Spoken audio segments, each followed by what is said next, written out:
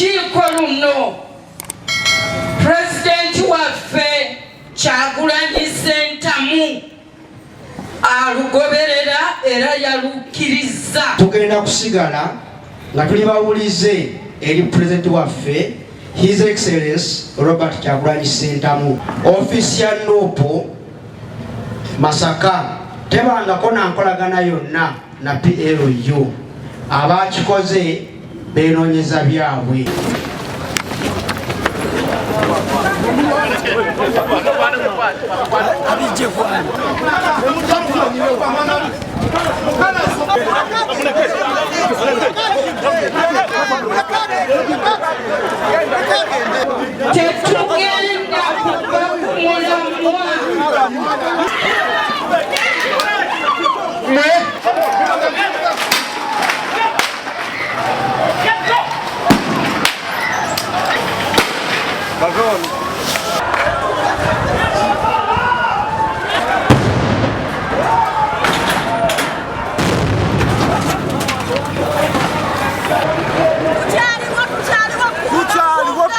Tetugenda kuva ku mulamwa.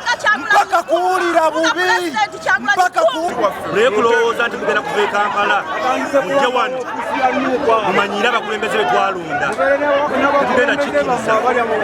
Tebadde mukuvuma mpuuga naye galowooza ye yasookawo okumanyi. Mulimu bana beefuula mbu bakaliba nga Namanja ne gurupu yenze nabatembeeya owaffe muvumenti yadde etwala ekifo kyonna.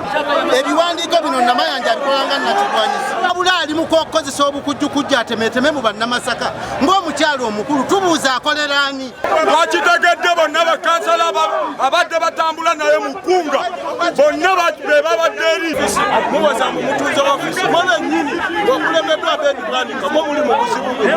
Gonali bw'ompuga nkugamba ekigambo ekyo sikirumamu sijja kugeera bbali. Singa tegaali maanyi ga Kyagulanyi n'abantu bonna bwe bali wano.